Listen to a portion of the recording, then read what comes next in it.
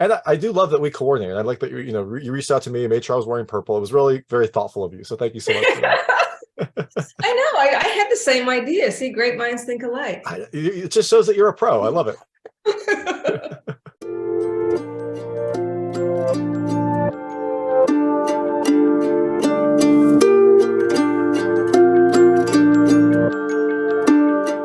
Hey everyone, this is David Stark from Watch Your Pass. Today I'm very excited to be talking to Vanessa Angel, the star of Johnny and Clyde, which comes to theaters and on demand on May 5th, 2023. I'm going to talk to her right now, and while you're watching, if you can like and subscribe to this channel, that would be fantastic. It also meant a lot. Thank you. Thanks so much for joining me. This is Vanessa Angel, the star of Johnny and Clyde, which is coming to theaters and on demand on May 5th, 2023. It is a high-energy, crazy heist film that has just a wonderful style, some really crazy characters, and a short but important role by you. So thank you so much for joining me. I look forward to talking to you. Thank you so much. Yeah, I kind of opened the movie. So I think that I'm kind of what they used to call a red herring, right? Where you think it's like, okay, this is going to be her movie. And lo and behold, there's some surprises in store. Exactly. I think the term is you put your best foot forward, right? That's kind of what you do in this film. So I do. I really am genuinely like a journalist, and I want to find out. I want answers to my questions. Well, yeah, if this was a real story, I think we all want answers to these questions because this is a ridiculous, crazy story. So I'm glad that you were on the case. So it really is wild. It sounds. I mean, I think that Tommy DeNucci, who I adore, who directed this, and I've since worked with him twice on other projects. So he just had this amazing like visuals for this thing. I mean, him and Glenn Chiano actually. I think they just said they just act, because when I read the script, I didn't really see it the way that they created it. So I think it's very interesting when you see something come to life that you've read, and it is kind of a surprising, twisting, crazy story that you just don't know what's going to be happening. So I think it's a really good ride. Yeah, it is, and I kind of like how you talked about how seeing it is different from reading it, because it really does like pop off the screen, like the visuals, the colors, everything is just kind of high energy. Like it looks very kind of appealing, and I love how like your scene. You're right; it does kind of feel more like I don't know, drab or kind of like an investigative case, and then you get to the movie, and it's just like, okay, this is very, very different and very kind of original. Yeah, exactly. It's very, very original. I mean, I know it was a sort of takeoff of, Bonnie and Clyde, but I think they actually, which I know often can lead to criticism because you're trying to, not that it was a remake, but you're trying to sort of bring elements of that, iconic movie. And I think that they did an amazing job making it their own. And as you said, making the visuals so exciting. It was just a feast to the eyes. Yeah, definitely. So you said that this was the first time you worked with the director. I guess, how did you find this role? I know you worked with some of the cast before, but how did this kind of like come across your desk? Actually, my agent had worked with the Verdes with some, on some other projects. And so they just called me up and said, would you like, sent me the script, would you like to do this part? And it was a, cameo role essentially. And I read it and I thought, wow, this is really interesting. I love it. And it shot in Rhode Island, and I hadn't been to Rhode Island for 20 years. So I was excited to do that. And, now for me, I just love working with new people, and it's the collaboration and the experience of working is more important to me than how the movie turns out or how the TV show turns out, because that's somewhat out of my control. I can only control my part of that. So I just said yes. And it was towards the end of 2021, and things had been really I was just dying to get back on the set, because it had been like weird with COVID and everything. And it actually sort of jump started a phase where I literally have done 6 movies and since then. So I kind of felt like that was sort of getting my juices going, that particular movie.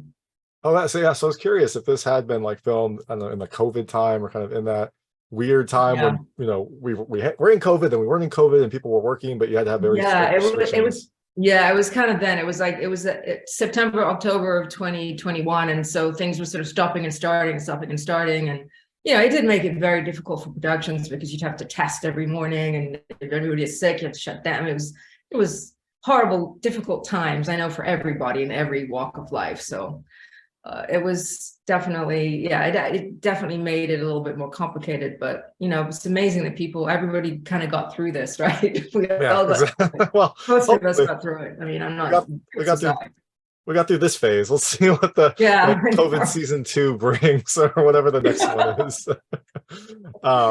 And I love that you mentioned, working with new, I don't know, young talent, or just other talent, just trying to kind of like interact with more people, and I don't know, bring your cachet to some smaller projects. Because I loved the cast in this. I loved Avan let's see how you say his name, Avan Jogia. Yeah. So good. And he's multi-talented. He does music, and I mean, and same with Tyson Ritter. I mean, they're just multi-talented. And Tommy DeNucci too, who directed it. I've acted with him now in 2 other movies, and he's such a good actor. And it's just funny because now I walk on a set and I'm like the veteran. I'm like the old one. And I mean, literally, it's so strange how that happens, because I felt like the ingenue and the new one for the new person who was, desperate to like absorb everything and, get better and learn. And I mean, not that I'm always learning, but now I come on a set and I'm like, oh my God, I think I might be the oldest person on the set. And that's kind of weird. I don't think it's oldest. I think it's maybe most experienced, most famous. Yes, those are the words. Experience, seasoned. Exactly. Yeah. But no, it's funny how that kind of like that happens, right? Like you're in the industry, or you're working, and all of a sudden you like turn around and you're just like, okay, when did this happen? Gosh, how did I get here? It is, it's really true, because there is still a part of me, if I'm being really brutally honest, that feels like the girl that just did Spies Like Us, and I'm like, I don't know what I'm doing. I need, but it's like, then I realized, Vanessa, you've been doing this for like pushing 40 years, and you know what you're doing, and I love working with young people, and the Verities are really good about bringing young talent onto their sets, and I love sort of being the little mentor. I mean, not that I know everything, obviously, but like just when someone's 20 and this is their first thing, I actually love that, like that brings out my sort of nurturing side. Yeah, no, for sure. I talk to a lot of like indie directors and indie talent, and they always like, if there's ever kind of like a big star on the set also, it's always just fun. Like, you've seen them growing up, you kind of want to learn as much as you can from them in that short amount of time. And so it is really just kind of like, seems like a mutually beneficial relationship. Exactly. And there's such a sort of wave of nostalgia at the moment. Like I do Comic-Cons based on things I did in the 80s and 90s. And I feel like, when times are sort of like a little, uncertain, I think people latch on to something that made them feel grounded, when they were younger, or go to a time that's felt better or something. And so I think that's part of it too, is, like you said, it's sometimes I go to events at this place called the Hollywood Museum, and they tend to tribute a lot of, people from, Little House on the Prairie, or these sort of classic TV shows. And I think it's really kind of evokes this nostalgic feeling of your youth, or just a better time or something. Yeah, definitely. A time before COVID. We can just go with that. Exactly. Yeah, exactly. And so your role was always kind of the reporter. I was kind of curious if there was ever kind of a thought to expand it more, because I would love to see you kind of like let loose in like a purple, I don't know, crazy outfit, being part of the heist. Going after her, yeah. No, I mean, that would have been great too. But no, I think the whole point was that, like, right off the bat, like, you see that Elena is like, she ain't taking it, like, she's like hardcore. Yeah. And I know Tommy DeNucci likes those kind of like retro kind of horror, startling kind of shot. I mean, that shot of me at the end, I mean, it's quite, it's quite startling, I think. And I think he likes those kind of shocking moments throughout. Yeah, definitely. And it does, like you said, it frames her character very well, as like, she will do whatever, and also she's kind of like above the law and morality, because she just does this out of nowhere. Exactly. So that first scene that I'm in kind of sums that all up. And so how much time did you actually get to spend on set? Were you able to stick around a little more and just kind of hang out, or was this really just kind of like? It was kind of in and out, but I was in Rhode Island, I think, in Providence, and we shot right downtown Providence. I was there about 4 days. But then I went back a few months later and did another movie with them where I was there for 2.5 weeks. So I got to explore a little bit. And then I was there again last summer doing another movie with them. So yeah, now I feel like Rhode Island is like my home away from home now. There you go. You're probably the only person I know that's like spent time in Rhode Island. So there you go.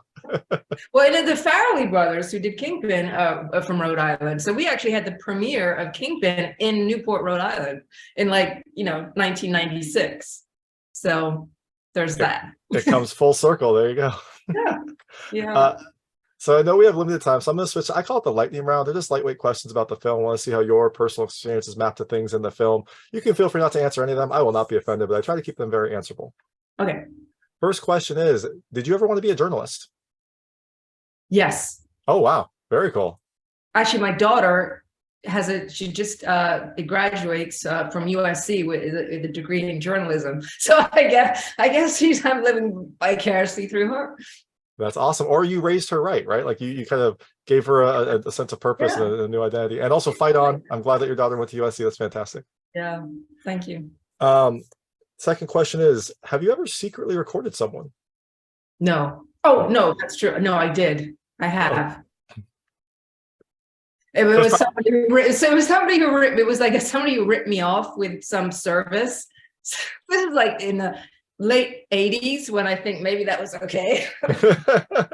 It's been long enough. There's no problem. And it sounds like you were doing it for like a good reason. So yes. But no, not some sneaky, no, I haven't done that. I mean, that was sneaky, but it was because I was being wronged. So yeah, well, like I say, you had a good purpose. You had the moral high ground there. The film has a lot of guns. When was the last time you shot a gun? Last time I shot a gun,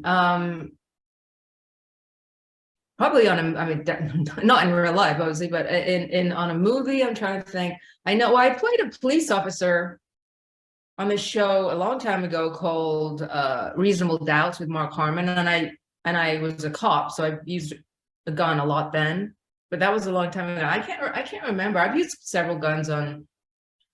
Yeah, actually, the movie I did last year called The Charisma Killers had a lot of guns, but so I've been around a lot of guns, but I haven't actually fired one. And I've never fired one in real life. Obviously, I grew up in England where there was no guns. Yeah, so I'm not really a gun advocate. Oh, that makes sense. But at least you've been around them in movies, obviously, so you've got at least some familiarity. This film has some amazing out there outfits. What is the kind of most ridiculous outfit that you have? That I have? Yeah. Oh, I got some sequin, sort of tight leggings, and then I got some sparkly numbers that are wild. I got a vintage Gucci mini dress that's super. Yeah, I couldn't wear it now because I'm too old, but yeah, I was a model in the 80s where oh, okay. Yeah, so you have crazy. I got some great outfits. Azadina Lai, I got some great outfits from the wild 80s fashion days. Well, they're wilder now. Just looking at the pictures from the Met Ball, I'm like, who's gonna wear this in real life? Yeah, it's not real life. It's the Met Ball, right? It's not actually real. Well, what is real anymore? I don't think I know. That is true. I mean, are we real? I assume this conversation's real, but I don't know. It could be AI. Who knows at this point? So Clyde in this film has a sentimental item that Johnny gave her a long time ago on a first date. Do you have any sort of sentimental item from a significant other or from someone that you care a lot about that you carry on you, or at least kind of hold in a very special place? Not one that I carry with me. But I do have a couple of things from but it's I don't carry it on my body wherever I go, but yeah. Perfect. And the characters in this film have nicknames. You've got the butcher, the baker, the candlestick maker. Yeah. Do you have a nickname that your friends call you, like an inside joke or something like that? Yes, I got well my nickname is Ness or Nessie, as my name, but my daughter and my ex-husband used to call me Nud. I don't know, Nud. Not as catchy, but you know what? I'm sure it was from a place of love. So you mentioned the film is out on May 5th, 2023 in theaters and on demand, but you mentioned after this film, you were going crazy filming all sorts of other projects. So people can check this out on May 5th, but after they see you in this, what can they look forward to next from you? The next thing is, I guess, The Charisma Killers, and another movie I did with the Verdes called The Preacher's Wife. So that is coming out, and then Great White Lies is this short that I did with Doug through Doug Ellen from Entourage, and it's a wonderful little story where I play the mother of this girl who is recovering from cancer, and it's a beautiful kind of heartfelt little short. So sounds like a wide variety of different films that you can check out. So you can check all those out. But first, see Vanessa Angel in Johnny and Clyde, which comes to theaters and on demand on May 5th, 2023. Thank you so much for joining me. Thank you so much. Nice to meet you. That was Vanessa Angel talking about Johnny and Clyde, which comes to theaters and on demand on May 5th, 2023. It is an insane, stylish, over-the-top heist film that has some memorable characters and some very out-there moments. If you liked this interview, please like and subscribe to this channel. It helps me out a lot. Make sure all my new content goes straight to you. Thank you.